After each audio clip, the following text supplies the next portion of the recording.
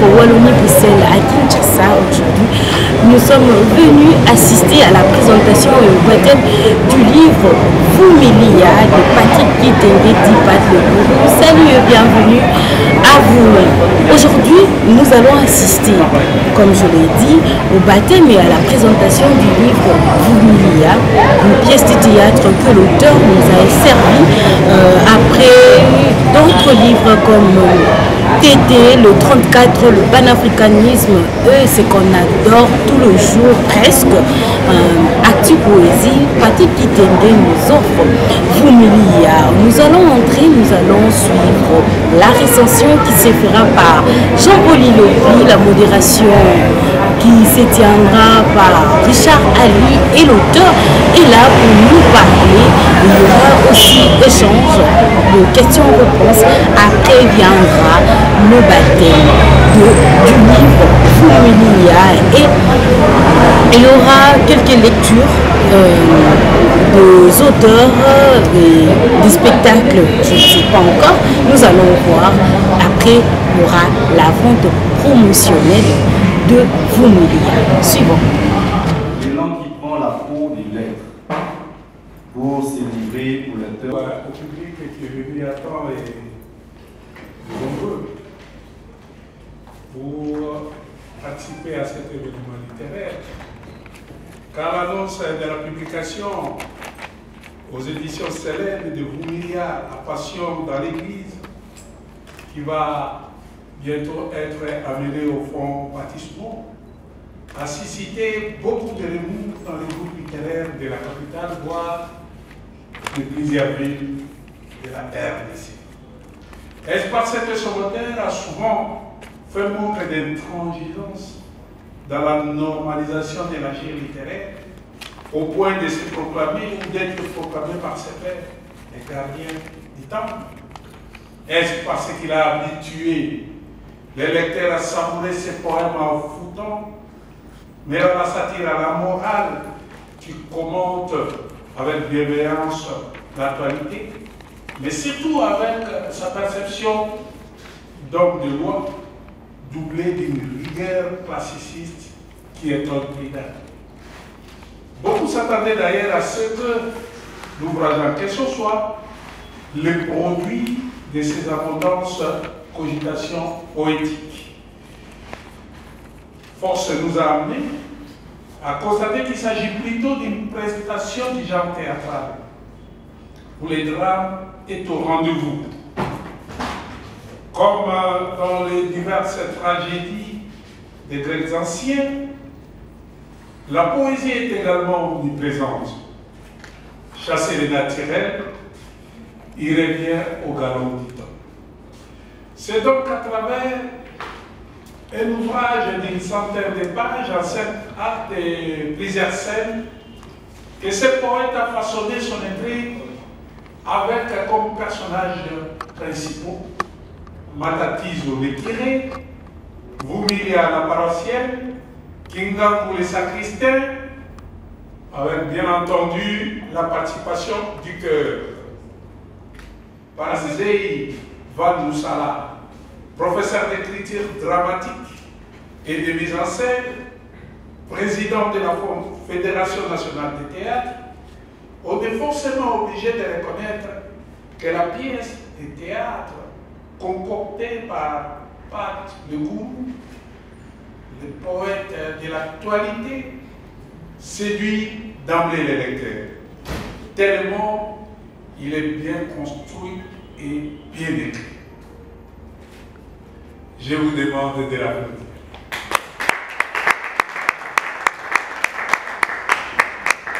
Ainsi, je pense avoir cerné ici les contours essentiels qui donnent le substrat à cet ouvrage mirifique de notre confrère Darabi, que je vous produis d'applaudir très fort, encore une fois, pour cette prouesse littéraire.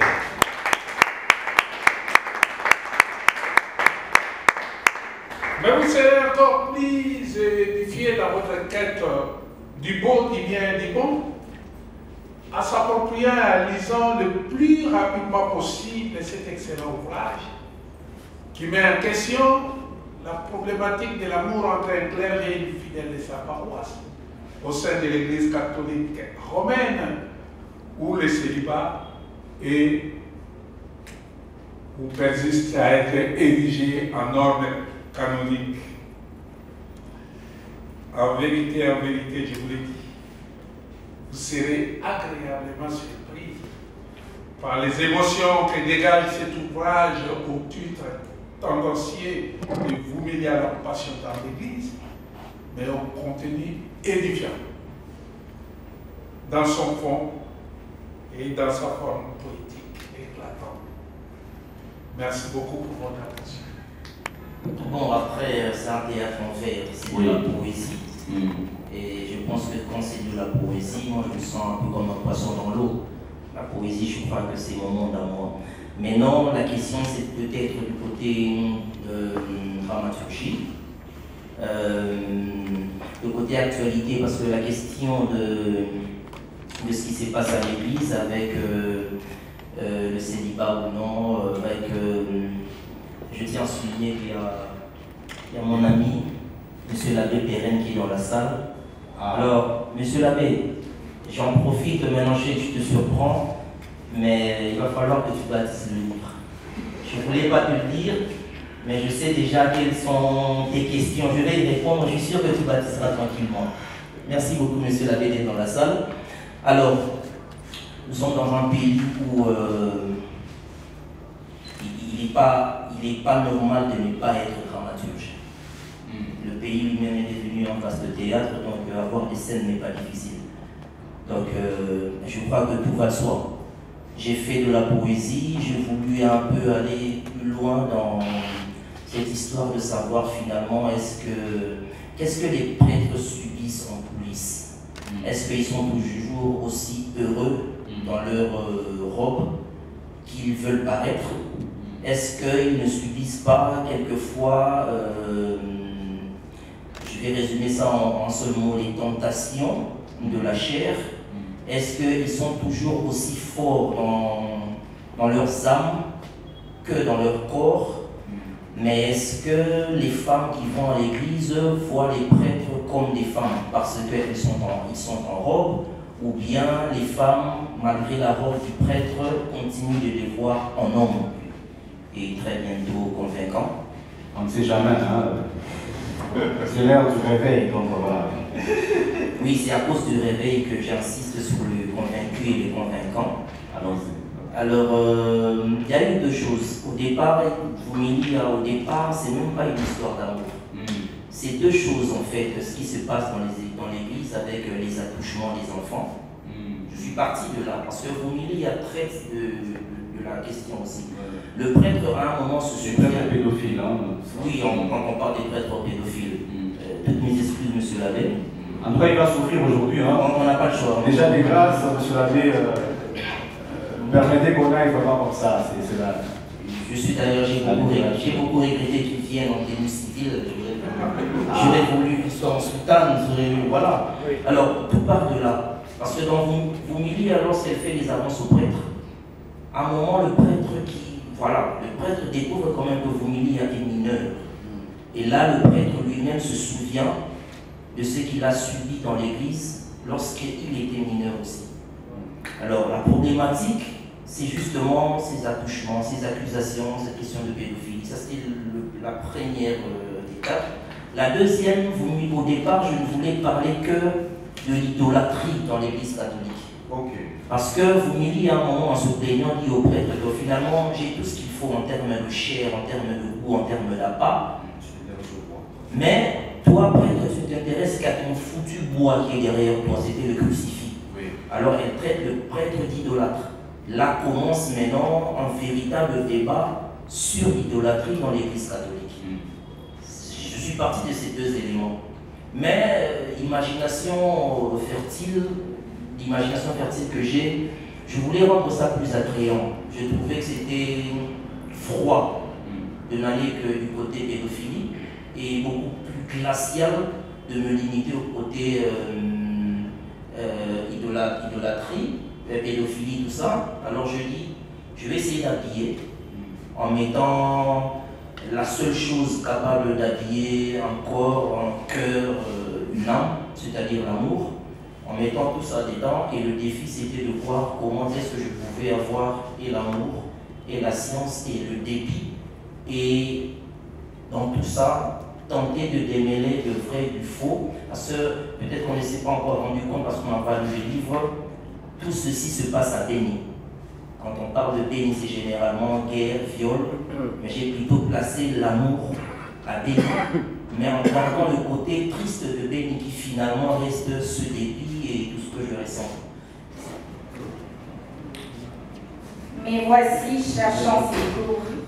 Ah, ma vie est corrompue. Ma fille, suis-je un recours, moi dont la foi est rompue? Mon père, délivrez-moi, j'ai mes sangles assez captives. De tout ton corps et de toi, moi je suis sur l'autre rive. Mon père, bénissez-moi et affranchissez mon âme. Ma fille, sans mon émoi, laisse-moi prendre la rame. Je suis captive, je dis. Mon père, comment m'y prendre? Là, je suis abasourdi. Ah, c'est à ne rien comprendre. Comprendre? Pourquoi? Comment? Un amour a-t-il logique? Un jour te viendra un moment, ma fille. Aimer est un risque. Abjurez donc votre foi. Venez avec moi, mon père. Pourtant, la foi est ma loi. Sans elle, je perds, père. Par Dieu, oublie ses amours. Ainsi, répands-toi, ma fille. Ah non, mon père. Au secours. Voyez ces fortifiés. Nous ne l'avons pas cherché. Profitons. Profitons de l'abondance. Pardonnons-nous, Providence. Nous allons dans le péché. Comment oses-tu, ma fille, en ce langage parlé, qui rage peut attirer, mais c'est Dieu qui l'en défie? Comment êtes-vous bravé de parler sans cette gêne, due à l'auteur de ton gène, de qui nos torts sont lavés? Nos torts. Et pourquoi tu râles? Mon tort, est-ce vous aimer? Mon tort, est-ce de s'aimer? Dans vos cœurs et corps secs et pâles, l'écran de tout mon amour, pour après folle cadence, récolter la jouissance d'une heure, peut-être un jour. Même si vous êtes prêtre, n'avez-vous donc pas de cœur? Le mien vous fait-il si peur? Mon amour vous est-il spectre? Prenez, enrichissez-vous, ces beaux corps, je vous le livre, et qu'il fasse de vous ivre, je le souhaite âgé. Que du mal il nous délivre, livrons nos cœurs au Seigneur, nous y trouverons le bonheur. Pour un élan bien plus libre, ma fille, tu vaux plus cher, chose est sujette à l'usure, richesse n'est que l'usure, ne te fie pas à ta chair.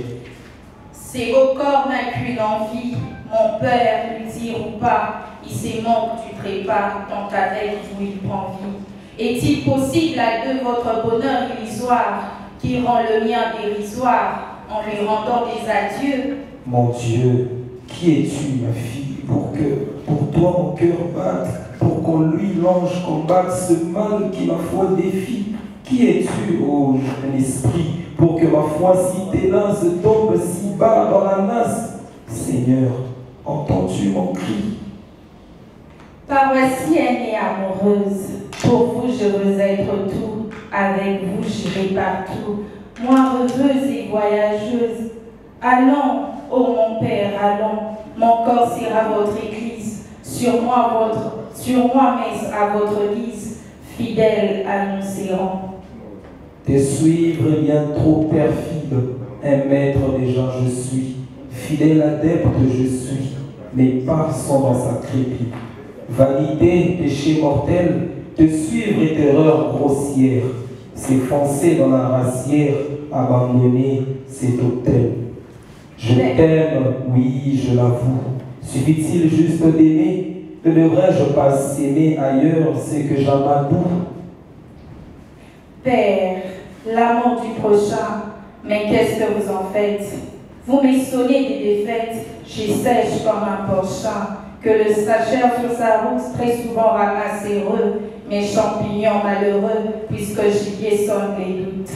Victime d'un confesseur, puisqu'à m'y prendre il hésite, fort et sans foi il m'évite, mon prêtre et mon offenseur. Finalement, monsieur le présentateur, le modérateur, Le célibat du prêtre n'est pas un dogme, c'est une discipline. Parce que dans l'histoire de l'Église, les prêtres n'ont pas été que célibataires. Dans l'histoire de l'Église, le célibat n'a pas 6 siècles, si ma mémoire ne m'étreint.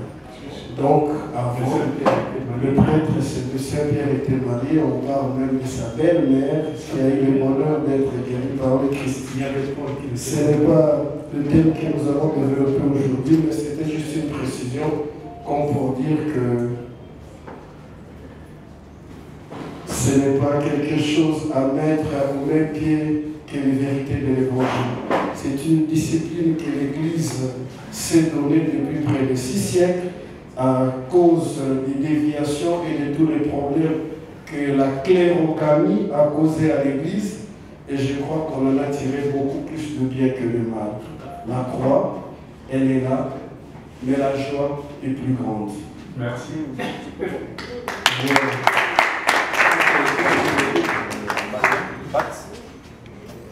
Monsieur Yopi. Moi, c'est le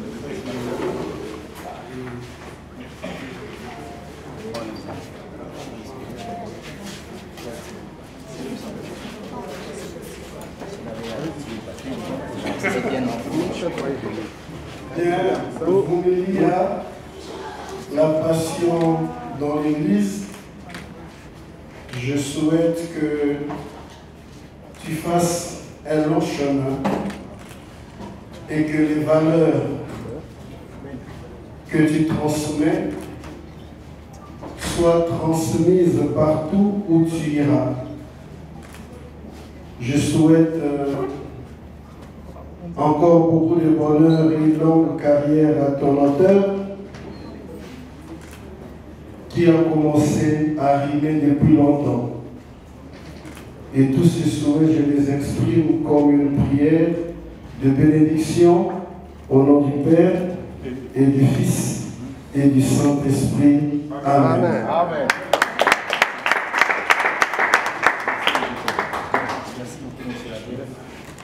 Non, moi j'avais confiance.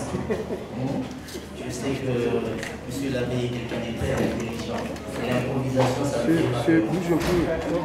Je comprends ta peur, hein, parce que tu ne savais pas ce que vous faites. Je suis sûr que quelqu'un t'a soufflé tout à l'heure. Ce qu'il n'a pas fait, justement. Heureusement, la présentation a beaucoup changé. Merci beaucoup, M. l'abbé. Est-ce qu'on peut applaudir très fort pour M. l'abbé, s'il vous plaît? Je disais, on applaudissait très fort. Vous hésitez à applaudir M. l'abbé?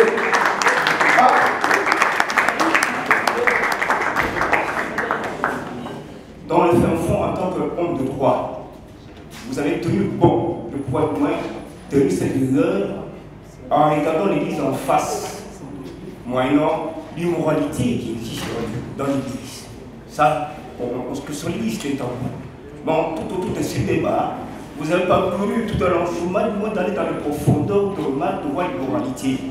Là, sur le plan moral, est-ce que vous avez travaillé avec d'autres pour que ça vous accompagne à pouvoir ressortir ce que vous avez donné comme leçon que nous apprenons tous? Parce que vous avez haussé le ton.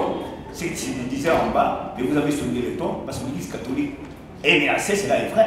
Nous sommes l'Église, nous le voyons. Est-ce que votre concept-là, vous avez travaillé avec d'autres prêtres et d'autres chrétiens catholiques qui vous ont ajouté en plus dans votre intelligence? Je vous remercie. Je viens d'être élu président d'une grande association d'encadrement de la jeunesse qui s'appelle IMCA, YMCA en anglais. Alors, ce que je vais dire tout à l'heure, je ne sais pas si c'est une question, ça va être une question ou une réflexion par rapport à Vumilia. Déjà, le long de l'exposition, on a senti qu'il y a de l'intelligence à l'auteur de cette œuvre ici. Et moi, je peux l'éprouver parce que je viens de connaître il n'y a pas longtemps l'auteur, mais ce qu'il a fait pour ces petits temps que je l'ai connu, vraiment il y a de l'intelligence. Et cette intelligence-là a apporté la naissance de ce. Cela dit, ça il faut recommencer. Alors, j'étais en train de dire que lors des de ce qui a donné naissance au comité dont je viens d'être président. Nous avons senti de l'intelligence. Et maintenant, par rapport à ces livres ici, je dis que ce n'était pas un hasard, parce qu'il y a des choses qui viennent, des inspirations qui viennent de façon instantanée. Mais voir le livre dans sa composition scientifique, je comprends que la personne qui a mis ça, qui a donné jour à ces livres-là, c'est quelqu'un qui est très intelligent. Alors, c'est comme je disais, est-ce que c'est une question ou une réflexion? C'est par rapport, moi je me place du côté de vos milieux. Est-ce qu'il y a des choses qu'on devait dire? Parce que, vous savez, dans la vie, il y a des choses qui, la conscience revient quand on écoute. Alors, n'est-il pas, ça ne serait pas quelque chose qui réveillerait, par exemple, les Vumilia ou la jeune Vumilia qui s'endormait quelque part et dans la lecture ou dans la prise de connaissance de ce qui est exposé ici? Est-ce que ça pourrait empêcher que cela arrive ou ça pourrait faire naître cette envie-là de vouloir goûter ou essayer cette expérience-là? Ça c'est vraiment une réflexion, une question ensemble. Merci. Ma question pour l'auteur, j'ai cru comprendre, je me perds peut-être parce que je n'ai pas encore lu l'ouvrage, mais j'ai cru comprendre que l'épilogue de l'histoire est plutôt heureuse, on va dire, pour l'Église et le prêtre. Alors, ma question, c'est celle de savoir pourquoi l'auteur a préféré spécifiquement cette dramaturgie-là. Est-ce que ce n'est pas une façon de se faire, comme il l'a dit tout à l'heure, en étant catholique convaincu et peut-être convaincant? Est-ce que ce n'était pas une façon de se faire l'écho de la position officielle de l'Église, un peu pour rester dans le contexte de sa profession? Est-ce que ce n'était pas une façon de faire une plaidoirie en faveur de l'Église? Je ne dis pas que j'aurais souhaité que la fin ait été malheureuse, mais bon, une autre dramaturgie où le prêtre aurait peut-être convolé en juste noces avec la patiente n'aurait pas été si mauvaise que ça. La question du prénom, Vumilia, tout ça, tant mieux d'ailleurs parce que ça m'évite certains débats à la maison. On va essayer de tout dire ici. Ça me rappelle aucune fille. Je crois que le débat avait commencé, c'est fini. Maintenant, pour revenir au nom lui-même, Vumilia, c'est en effet supporter, patienter. Dans tous les deux cas, et la fille et le prêtre supportent en fait. La fille vient se confesser en disant « Mon péché aujourd'hui, c'est que je vous aime.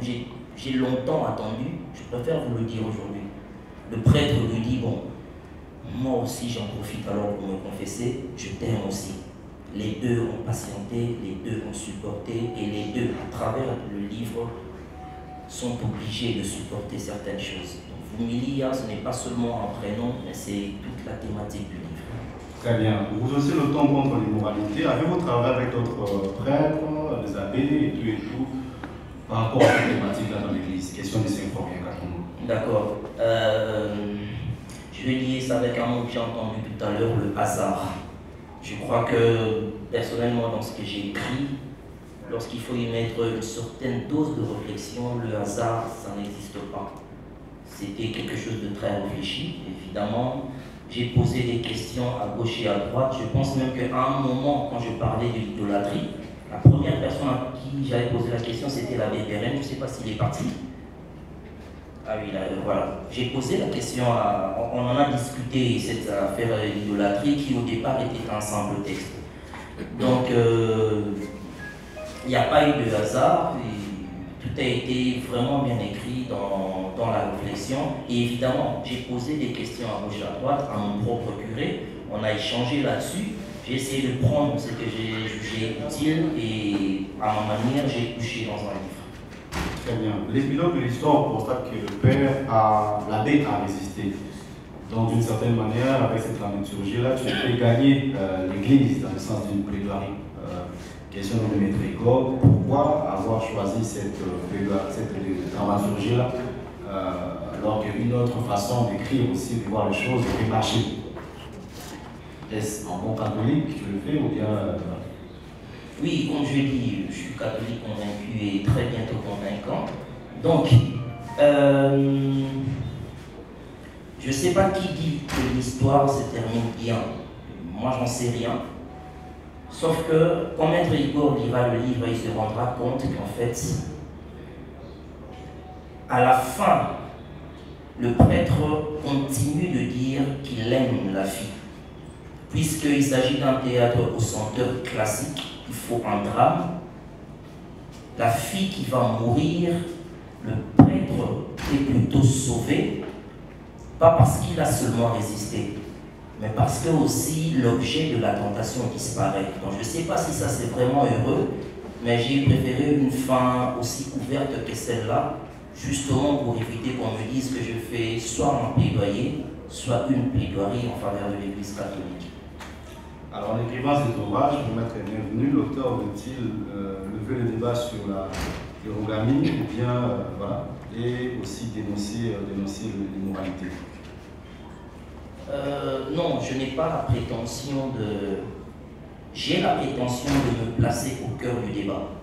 Là, je suis d'accord, je me place vraiment au cœur du débat. Après, la prétention que je n'ai pas, c'est de taire un débat ou quoi que ce soit. Mais je crois qu'à un moment, certaines choses, il faut en parler.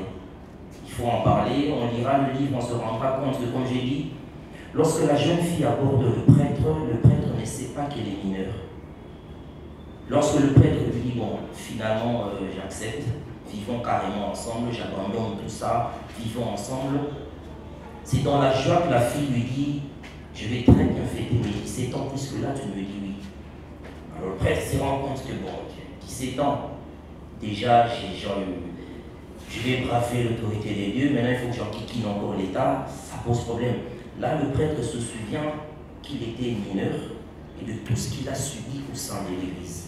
Parce que les attouchements au sein de l'Église, je suis catholique, mais je ne vais pas soutenir ça, parce que ce n'est pas ça l'évangile dans l'Église catholique. Mais est-ce qu'il y a des attouchements dans l'Église catholique? Est-ce qu'il y a des actes prohibés par la loi contre les enfants, sur les enfants? Oui, il y en a.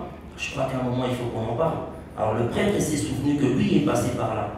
Tout petit, quand il était dans l'église, il y a eu ce genre de choses-là. Alors, le mérite pour moi, c'est déjà d'en parler. Maintenant, si ça suscite un débat, je vous laisse réfléchir pendant que moi j'écris un autre livre. Très bien.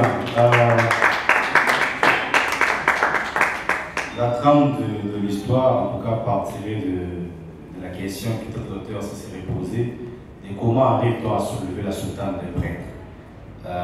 C'est comme ça que notre cher Sylvain voit les choses, ou voit la chose. Qu'en pense l'auteur? Sylvain, c'est dans quelle page, s'il te plaît? C'est juste au début, là. C'est le prélude, non, je crois. Ouais. Page 10. À la page 10. Ouais. Infine. Infine, c'est-à-dire à la fin, hein, parce que... Voilà. C'est soit l'avant-dernier. Oui, d'accord. Je cherchais pas parce que j'ai oublié ce que j'ai écrit. Je cherchais parce que je voulais lire moi-même ce que tu as lu tout à l'heure. J'ai dit l'affectif contre le sacerdoce et l'amour pour combattre la foi. Les sentiments ont pris le carrosse, les chevaux trouveront-ils la voie? Le corps pour vaincre le spirituel, la religion contre le physique. L'amour peut rendre l'âme immortelle, la miséricorde est amnésique. Comment enlève-t-on la soutane pour vêtir d'une fille la peau? Je voudrais surtout lire ça parce que je crois que lu par moi-même, c'est beaucoup plus beau que toi, Sylvain. Alors, maintenant, ce n'est pas pour soulever la soutane du prêtre, même si c'était ça l'objectif de vous lire. C'est le prêtre, en fait, à un moment, ce questionnement-là, c'est un questionnement du prêtre et aussi de celui qui écrit. Le prêtre, à un moment, se pose la question, bon, je fais comment pour enlever cette soutane et désormais m'habiller de la peau de la fille? C'est en fait pour dire, soit j'oublie la religion et je m'engage dans l'amour, soit alors je résiste. C'est ça en fait la question. Et l'auteur se dit, bon, comment on fait? Parce que vous voyez dans la lecture, il dit, la miséricorde est amnésique. Parce qu'à un moment, il se dit, bon, je vais faire ça. Je vais quand même coucher avec la petite quand je demandais pardon à Dieu, puisque la miséricorde est amnésique, Dieu oubliera et me pardonnera. C'est ça en fait que ça signifie. Je voudrais lire un peu ce qui résume tout ce livre. C'est un échange que j'ai trouvé très beau entre la paroissienne et son prêtre. Je commence par le prêtre qui dit « De l'amour je fis la grève, là tu m'imposes une trêve. Rester seul était ma loi, là vois-tu, mon œil te voit. Juste avant de te connaître, mon âme pensait renaître, et dans l'église elle alla. Oh, que Dieu donne au-delà. Chez toi, mon Père, je désire vivre. De toi, je serai plus que ivre. De cet amour que je bois, de cet amour que je vois. À toi, je prêterai oreille. Chante-y comme une abeille. Loin de toi, vivre c'est mourir. Chagrin que je ne veux nourrir. Ma fille, comme les Troyens dans l'Iliade, aucun regard, aucune Léade. Mon mûr cœur s'est transpercé. Nos deux esprits se sont parlés. Battue comme dans un combat, comme un abri qu'elle en abat, elle a cédé ma carapace. Voilà, je suis pris dans ta nasse. Tu deviens l'objet de ma foi, et je me sens à nouveau moi. Avec toi, tout mon cœur s'emballe, tous mes tracas, je les remballe. Tu es comme une œuvre d'art, sur toi, rondeur, aucun hasard. Nature a très bien fait les choses, ce que je veux, c'est qu'on ose. Mon Père, alors ouvre-moi ton cœur, que j'y rencontre ce batteur qui en moi crée cette chamade qui fait de moi un vrai nomade. Je veux ce jour n'être qu'à toi, ma tatise au symbole de ma foi, ma tatise au mon évangile, devient de mon cœur le vigile. Ma dépouille n'aura plus peur, ma sépulture aura sa fleur. Avec toi, vois-tu, je suis forte, moi qui, sans toi, n'étais que morte. Ma fille, tout de moi devenait si froid, j'étais un être pris d'effroi.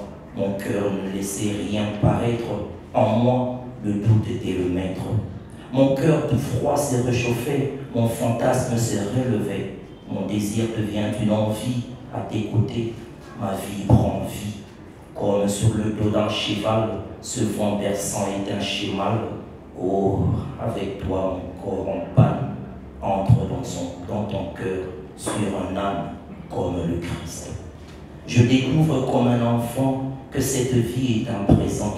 Mon futur est rempli d'aisance, mon présent étant ta présence. Tout ton corps, désormais mon toit, ces actes qui mènent à toi me redonnent envie de vivre, m'accueillent et font de moi ivre. Les sans toi sont un concept fou. Tu peux penser que je m'en fous, te repousser était un je t'aime que là, je sème.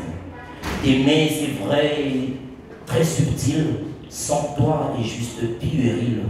Une eau qui se noie dans la vague, un bel argument qui divague. Et aussi loin que je me vois, c'est toujours toi quand je l'entrevois. Là, je suis près de la frontière, je traverse avec toi derrière. Et avant, avec ou sans toi, oh, Vumilia, tant pis pour la foi, ma propre pensée m'est triviale, mon âme floue devient filiale. Mon Père, comme un vent souffle sur le champ, ton haleine vente mon chant. Vers ton être, ma voix me porte, comme ce fait que l'on colporte. Alors laisse-moi te regarder, seul trésor que je veux garder. Un seul faux pas et je t'égare. Sois toi le train et moi la gare. Mon corps, je le livre pour toi. Soyons à l'abri sous ce toit. Te sentir dans mes entrailles, tout le reste n'est que détail. Certes, décor est à refaire, mais le sol fera bien l'affaire. Ainsi plante-toi dans mon corps, chasse mon diable loin dehors. Mais ma fille t'aimée, je déteste. Il n'est... On faudrait que je continue. Hein. Merci beaucoup pour cette lecture. Rapidement, Lirico, tu nous parles de la maison d'édition, Célèbre, et Venez, là, micro aussi. Allez-y. Bonjour, je suis Eric Coman Ngobani, voilà, un membre dans les éditions Célène qui se trouvent en Grèce. Je suis venu spécialement pour le vernissage de ce livre. Alors, Patrick Gouraud est notre deuxième auteur dans la catégorie ou dans l'entité francophone.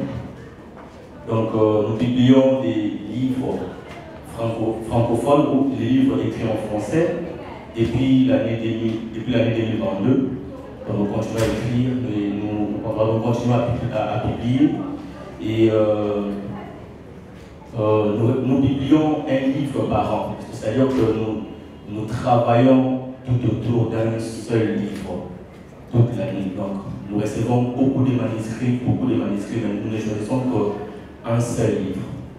Donc, Patrick Gouraud, nous avons été subjugués par le style de son œuvre et aussi par la poésie que Patrick Gouraud fait montre dans ses livres. Alors, nous avons décidé de l'éditer.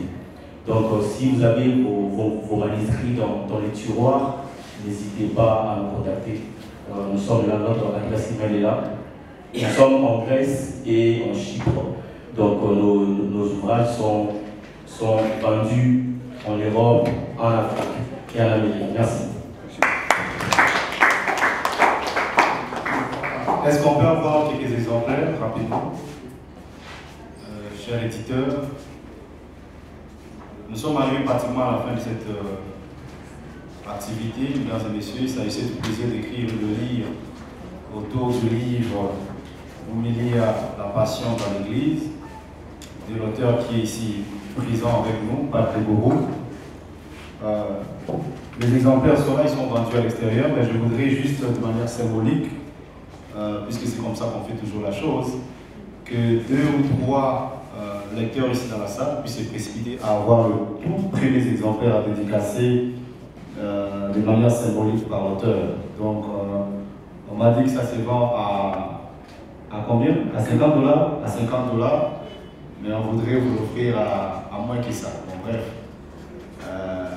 Pour aujourd'hui, la vente promotionnelle s'élève à $15 seulement. Voilà. C'est-à-dire qu'on a vraiment cassé les prix. Mais pour les 3 premiers exemplaires, je voudrais quelqu'un, un ami à Pat, quelqu'un qui soutient Pat, se dise tiens, ça se vend à $15, mais moi je vais les prendre à plus que ça.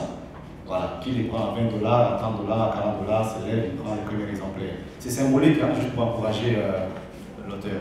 Le président de l'UCA le prend combien? À 50 $. À $50. Plus c'est très fort, s'il vous plaît, voilà. Premier exemplaire, ça part à $50. Quelqu'un d'autre le fait aussi à ce prix-là, $50. C'est question d'encourager l'auteur. Hein.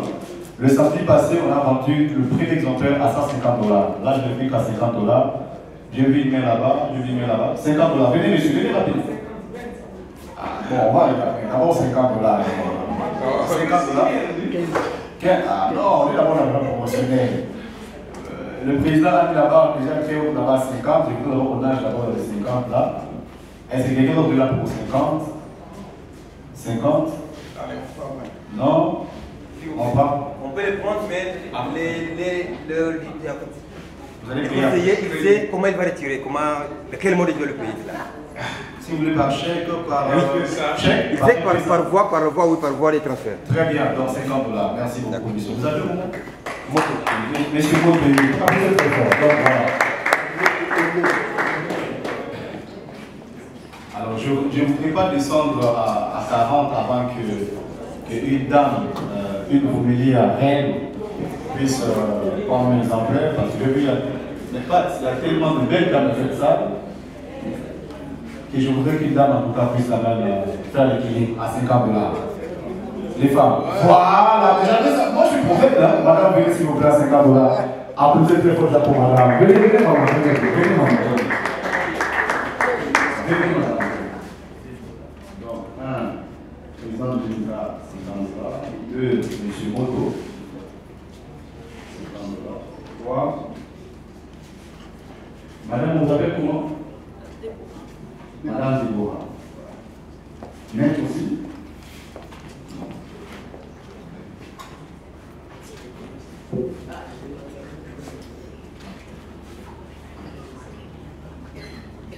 peut applaudir très fort pour Madame Déborah, s'il vous plaît, Madame Déborah. Applaudissez très fort. Quelqu'un s'est appuyé, je crois là, il y a le directeur. Hein?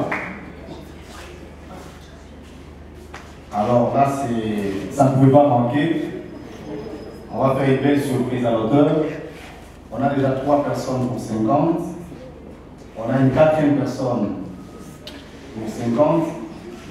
Et il s'agit de celle qui inspire l'auteur. Celle sans qui l'auteur ne peut rien faire.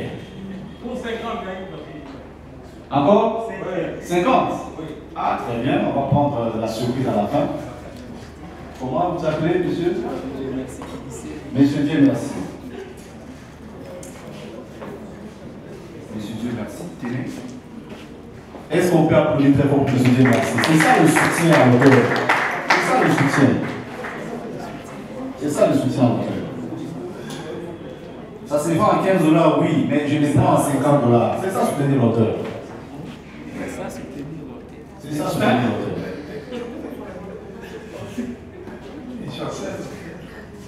Monsieur Dieu, merci infiniment. Je vois les fils au maître dans le cabinet. Là, tu es payé au cabinet, c'est l'occasion de montrer que tu lèves-toi. À 50 $, c'est quoi?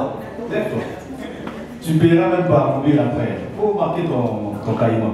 Merci beaucoup les marques. Applaudissez pour les marques. Lyrico, l'autre livre.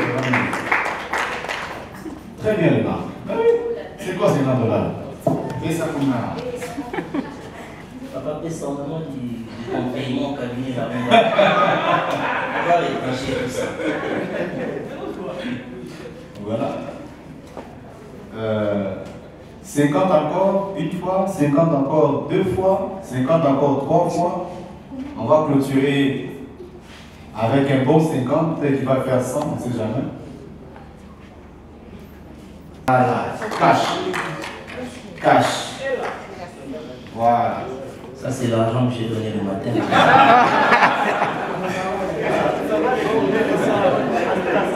Donc ça revient à la maison.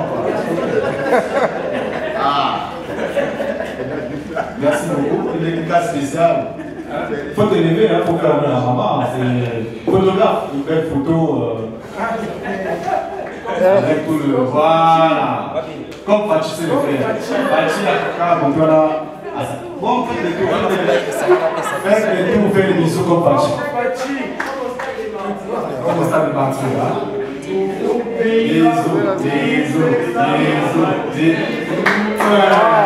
Vous êtes très fort. Voilà. Maman Linda s'était fait un peu jalouse, sinon là, les Vaubiliers. Mais aujourd'hui, elle a eu. Je vais écrire la maison. Ah, il va écrire calmement la maison. Voilà.